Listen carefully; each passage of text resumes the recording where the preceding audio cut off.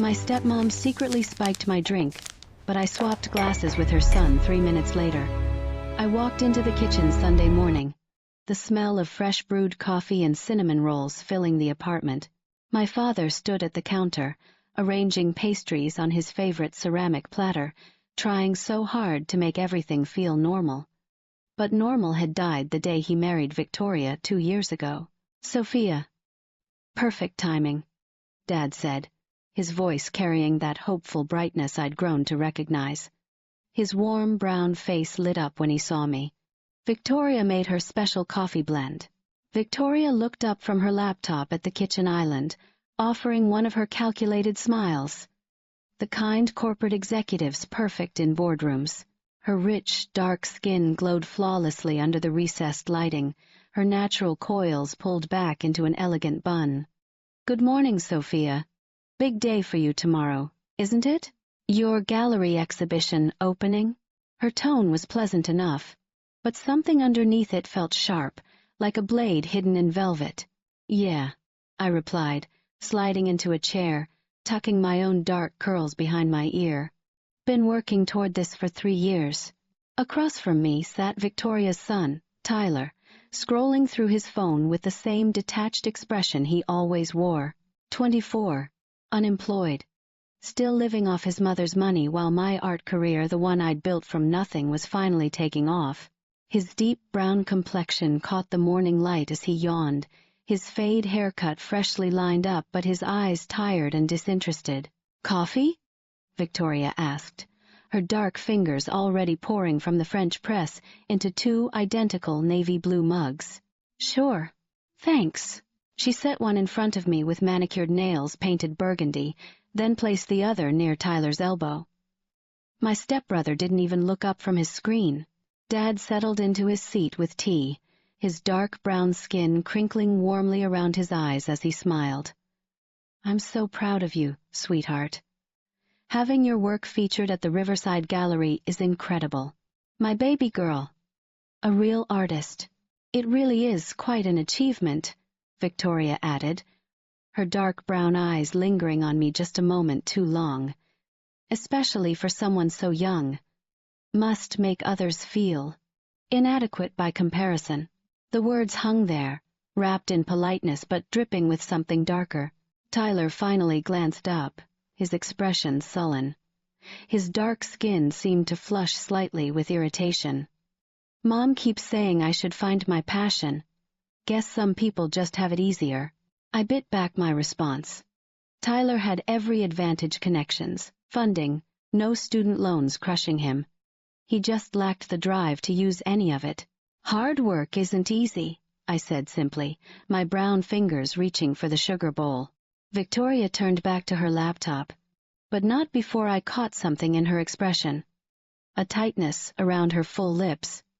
Resentment, maybe. Or calculation.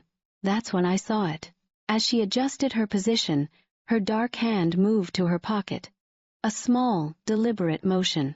Her fingers pinched something tiny, a folded packet, and as she leaned forward to point at something on her screen for Dad's benefit, her other hand drifted toward my mug.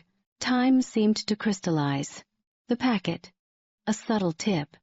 Fingers swirling the coffee once, twice, barely noticeable against her dark skin. My stomach dropped, but I kept my face neutral.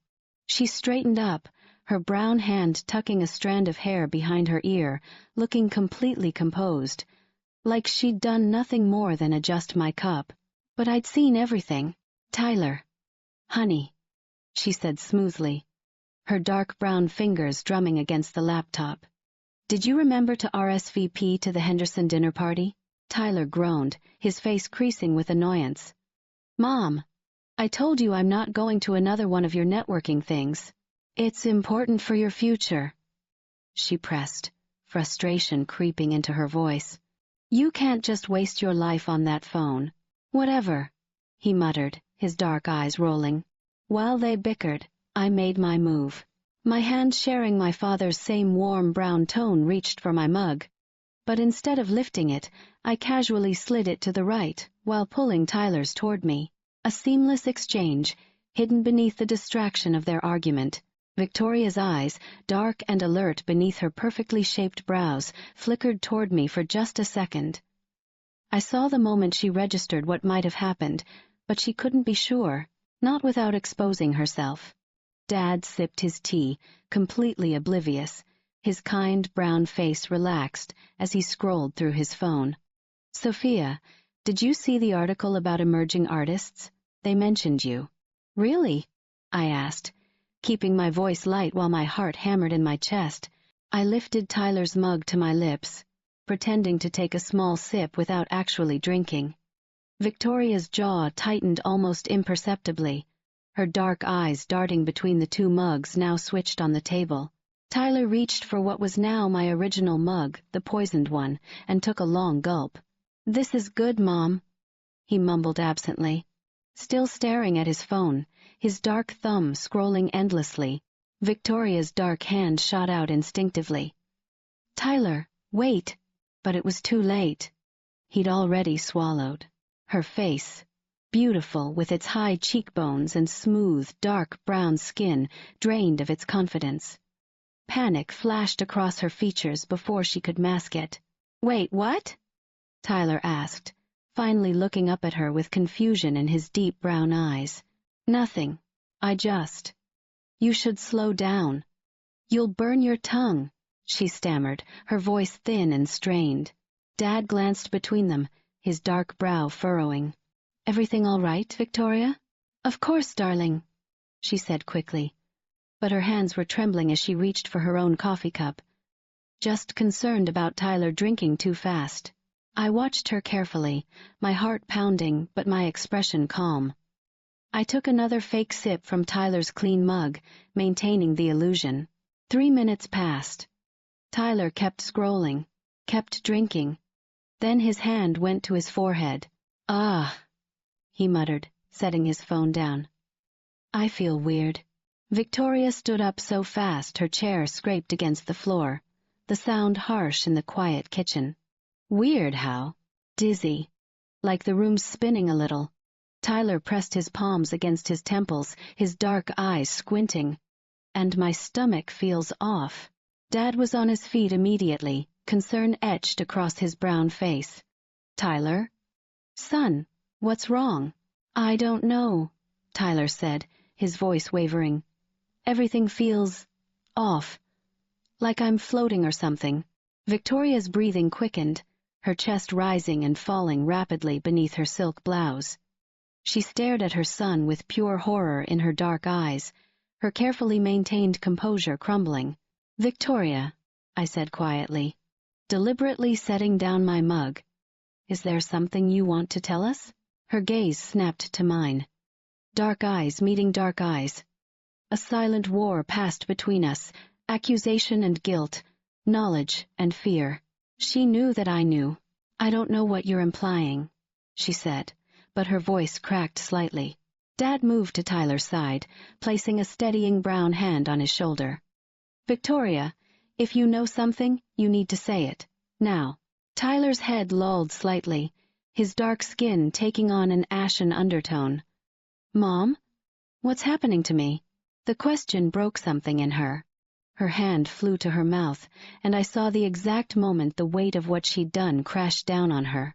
I didn't mean for Tyler to," she whispered, tears suddenly welling in her dark eyes. "Didn't mean for Tyler to what?" Dad's voice dropped to something cold and dangerous, a tone I'd never heard from him before. Victoria's full lips trembled. She looked at me, then at Tyler, then back at Dad. "I put something in Sophia's coffee. Just something to make her sick, to miss her exhibition. I didn't think Tyler would." The kitchen fell into a stunned silence. If you're finding this story gripping, hit that like button and subscribe so you don't miss more dramatic stories like this one. Dad's brown face transformed from confusion to absolute shock to something that looked like rage barely contained.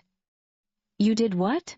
"She's taking everything," Victoria cried suddenly, her composure shattering completely. Tears streamed down her dark cheeks. "Every opportunity, every bit of attention, every ounce of your pride." Meanwhile, Tyler struggles to find his way, and she just keeps succeeding and succeeding, and so you poisoned her? Dad's voice shook. Tyler tried to stand, but swayed dangerously, his dark hand gripping the table.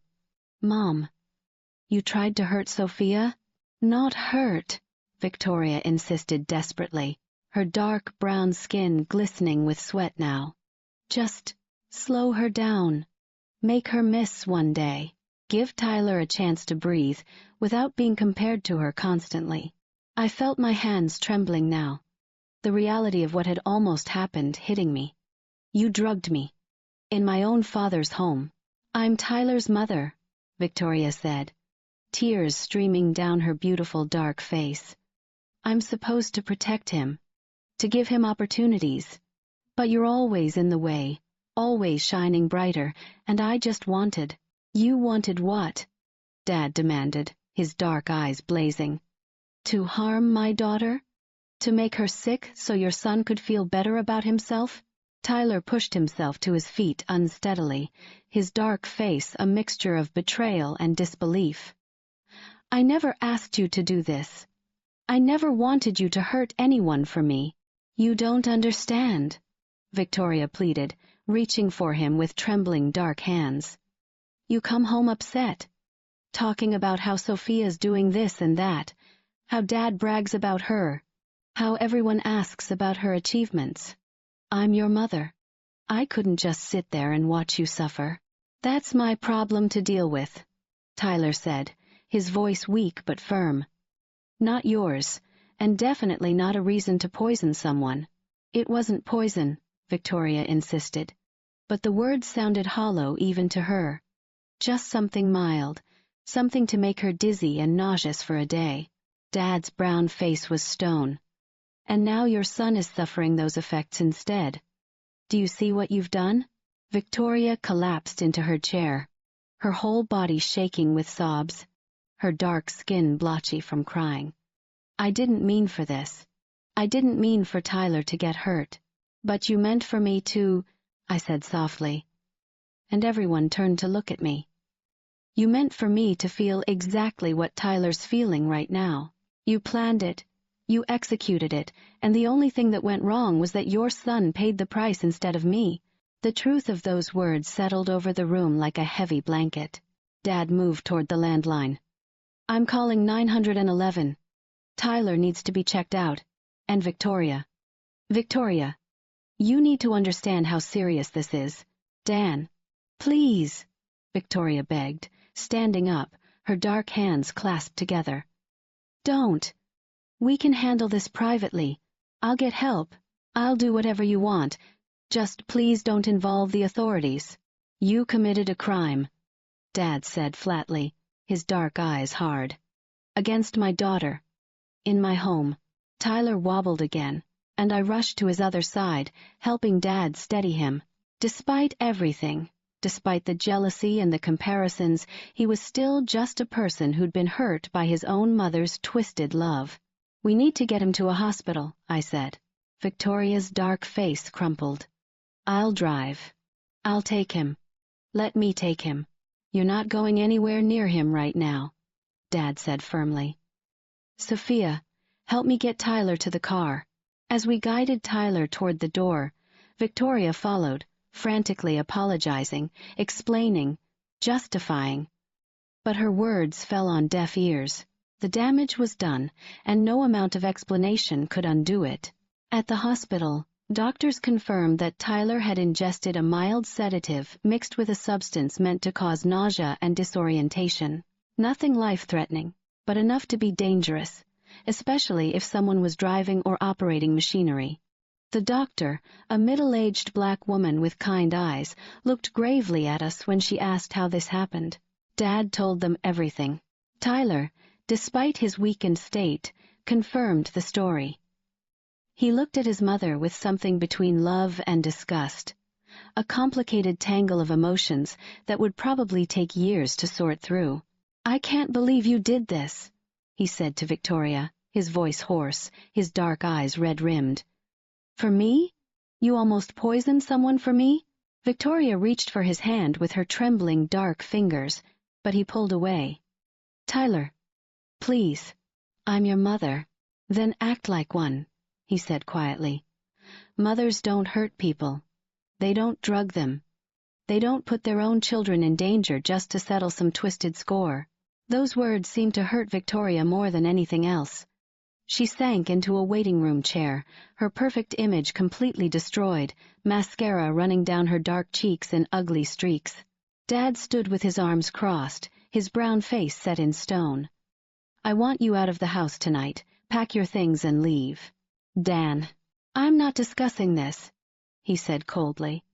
"You drugged my daughter. You endangered your own son. There's nothing to discuss." "We're married," Victoria whispered desperately, her dark eyes pleading. "We'll be getting divorced," Dad replied without hesitation. "And I'll be pressing charges if Sophia wants to." Everyone looked at me. The power to decide Victoria's fate suddenly rested in my hands. I thought about what she'd tried to do, the malice behind it, the calculation, but I also thought about Tyler, who'd have to live with this for the rest of his life, and about my father, who'd have to rebuild his life after this betrayal. "I want her to get help," I said finally. "Professional help. Therapy, anger management, whatever it takes. And I want her to stay away from me. If she agrees to that, if she gets treatment and stays out of my life, I won't press charges." Victoria nodded frantically, tears streaming down her dark face. "Yes. Yes, I'll do anything. I'll get help. I promise. But if you ever come near me again," I continued, my voice steady, "if you ever try to contact me, if you ever do anything like this to anyone else, I'll make sure you face every legal consequence possible." She nodded again, her dark hands clutching at her chest. Tyler was released from the hospital a few hours later with instructions to rest and stay hydrated. Dad drove us home in silence, his dark hands gripping the steering wheel tightly, the weight of the day pressing down on all of us. Victoria was already gone when we arrived. She'd packed quickly and left, leaving only a note on the kitchen counter, apologizing and promising to seek help. Dad crumpled the note without reading it all the way through, his jaw tight. That night, Tyler knocked on my bedroom door. He looked exhausted, his dark skin dull with fatigue, emotionally and physically drained. "Can I talk to you?" he asked. "Sure." He sat on the edge of my bed, his shoulders slumped. "I'm sorry. For everything. For the comparisons, for making her feel like she had to do what she did. I know it's not an excuse, but I'm sorry." "Tyler, this wasn't your fault," I said gently, my brown hand touching his shoulder. "Your mom made her choices, terrible choices, but they were hers, not yours."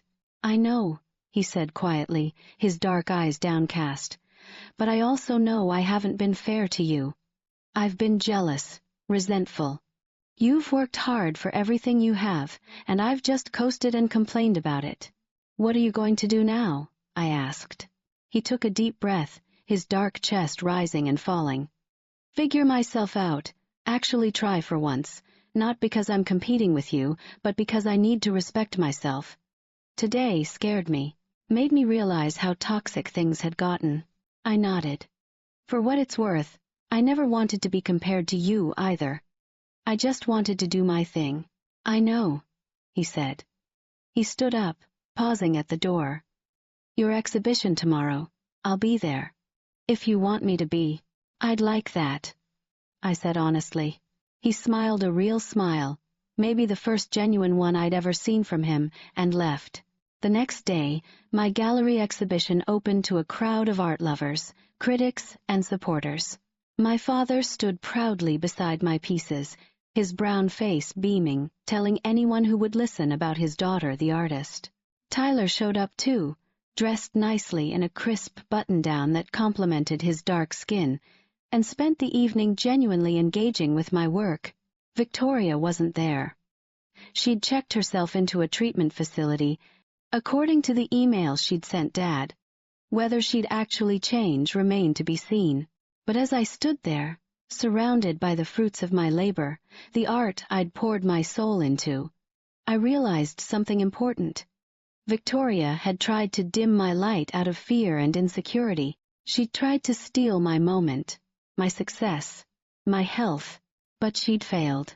And I was still shining. Don't forget to subscribe and turn on notifications so you never miss when I upload a new story. Drop a comment below telling me what you would have done in this situation.